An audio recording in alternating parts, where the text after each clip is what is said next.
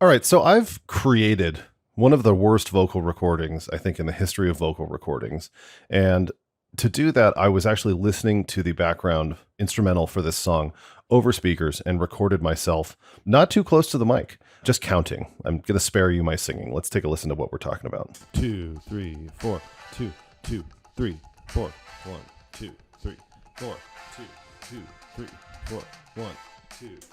So there's a lot going on here, but what I wanted to do was kind of get into a few of the different techniques that we could use to try to salvage this. Maybe I'm just a stickler for how I delivered those 1, 2, 3, 4s, and I'm like, we really got to use them. It's really important to me for the project.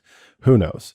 This is sort of a worst case scenario, and maybe we would consider re-recording, but perhaps you're working with audio that was recorded live and something like this really does happen. You never know. And we see it all. So it's worth taking a look at. Let's just, first of all, jump over to dialogue isolate, because this can be really handy. And so let's try dropping the noise and let's just see how far we get with it. I'm going to go ahead and hit render here. And once again, we've got sort of the most extreme settings happening here with this minus infinite. So I'm going quick and dirty here. 1, 2, 3, 4, 2, 2, 3, 4, 1, 2, 3, 4. Okay, so we've kind of created a lot of artifacts there. Let's preview it with slightly less noise gain.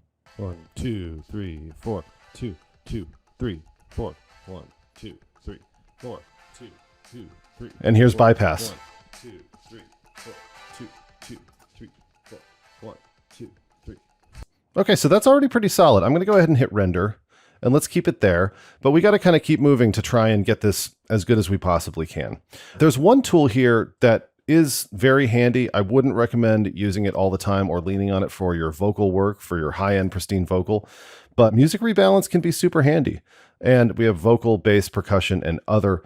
This is something that's, I don't know what you call this, a mastering tool, maybe it's a restoration tool. I'm going to put the quality at best, as always, and let's just solo what it thinks are vocals, and let's see how far we get.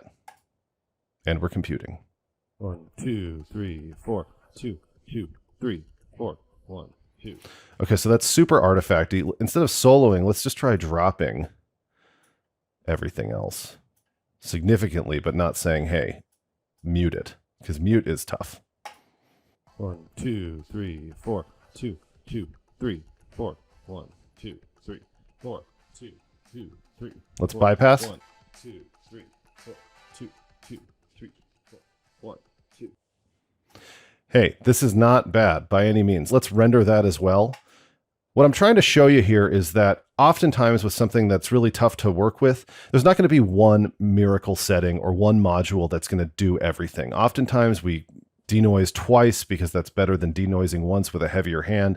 Maybe we use multiple modules. There's a lot to consider here. We did the dialogue isolate. The music rebalance worked really well. We've still got a lot of bleed. 1, 2, 3, 4, 2, 2, 3, 4, 1, 2. By the way, this is a great opportunity to just check out a little deplosive action while we're here. 2, 2, 3, 4. And you can see you really got to watch that frequency limit because we sort of lost some of our bottom end to the vocal. 2, 2, 3, 4. 1. In fact, maybe a lot of these could use some deplosive, but you can hear that that can really help if that bottom end is getting a little bit muddy and boomy. So let's go over to a special tool here called debleed. Again, I can't believe my eyes or my ears when I see something like this. Essentially what this is going to do is allow us to learn a bleed profile from a track. And that's going to be really, really handy for us because if this is a recording that's coming out of a mix in your DAW, you have things lined up in terms of time code perfectly. And that is required for using this tool. So I'm going to select a bleed source track. And what I have to do first is pull in my bleed source track. So what I've done is I've printed the instrumental that is in the background here. I'm going to go ahead and grab it. And here's the inst that I created. So I'm going to drop that in.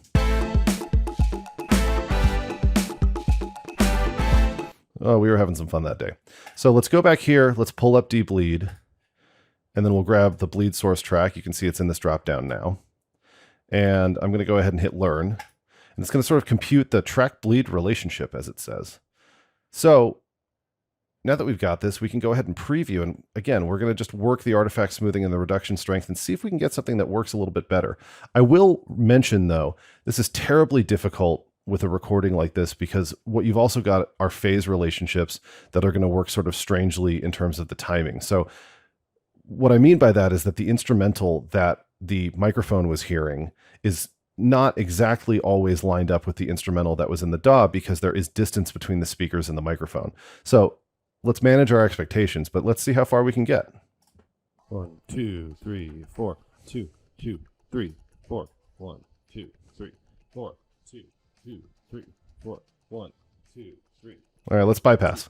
2, 3, 4, 1, 2, 3, 4, 2, 2, 3, 4. 1, 2, 3, 4, 2, 2, 3, 4. Bypass. 2, 3, 4, 2, 2, 3, 4, 1, 2, 3, 4, 2, 2, 3, 4, 1, 2, 3, 4, 2.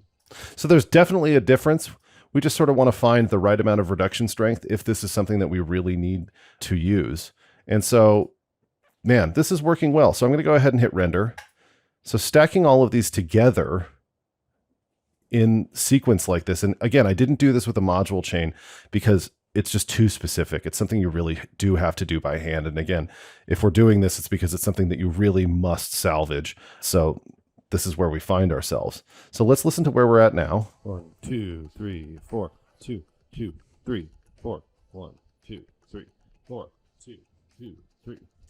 Now, if we go ahead and we do some other things to this to kind of even it out a little bit, this starts to become usable in its own way. And again, I know this is a silly performance to be using as an example, but that's kind of the idea, is that these situations come up when you least expect them, and perhaps you really need to pull a rabbit out of your hat. And stacking some of these processes together, maybe in ways that they weren't totally designed for, like the music rebalance, for example. That seems to be more of a tool for audio that you actually want to use all of, but it worked really well in this case. So feel free to experiment and then also see how far you can get with certain things.